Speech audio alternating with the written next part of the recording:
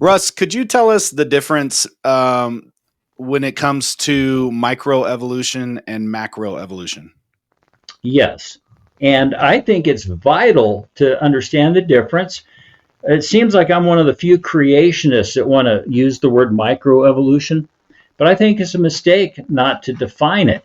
You see, microevolution and microadaptations and microtransitions, they're all the exact same thing. It's like saying I stepped out on the front porch or the front deck or the front patio. Micro changes, whether you call it evolution, adaptations, or variations, let's say, um, they're caused by the sorting or the loss of the starting genetic information. So the genetic information inherited from the parents, there's your starting genetic information, and changes between the offspring and the parent, the micro changes, are caused by the sorting, recombination, or loss of that starting information. It's called genetic depletion or gene depletion. Some people call it genetic entropy. But the gene pools in micro changes get weaker and weaker and weaker, and they get too weak, they die off. They call that natural selection. There's no selector there. It's God's quality assurance program. If things kept losing information unchecked, everything will go extinct in about 1,500 years. Now, macroevolution is Darwinian evolution. One kind producing a different kind. So microevolution, microadaptations, they always produce the same kind with variations within the kind caused by the sorting or loss of information.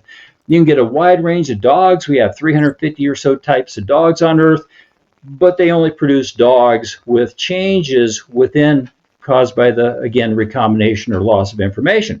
Now, Darwin, and that's all that science finds, by the way. Operational science, if they did 1 million experiments on this, they're going to find 1 million examples that kinds only bring forth after their kind. Before you move on from that, because let's make sure that people hear that.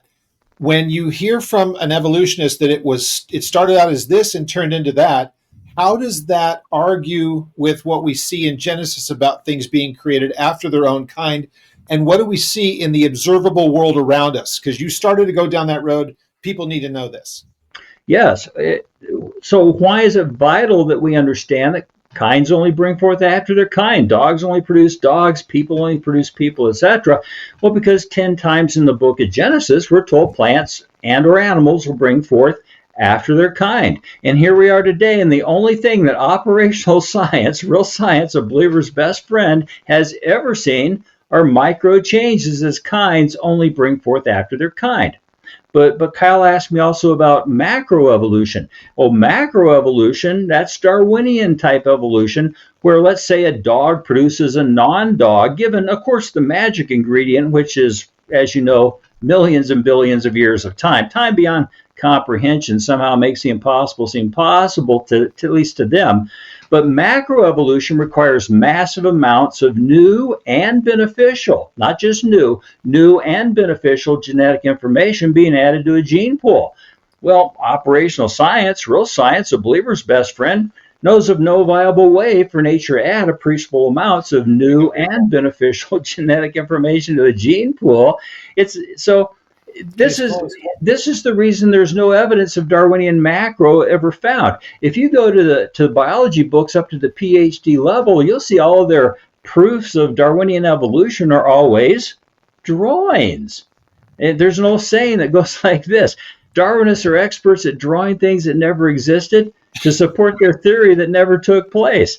Now, honestly, if you took away their box of crayons, they've got nothing. What they will show, go to any textbook and look, they only show micro changes. Now, going back to that word evolution, I don't disagree that once you've explained the difference between microevolution and Darwinian macroevolution, then it's best just to call the micro changes, micro adaptations, micro variations.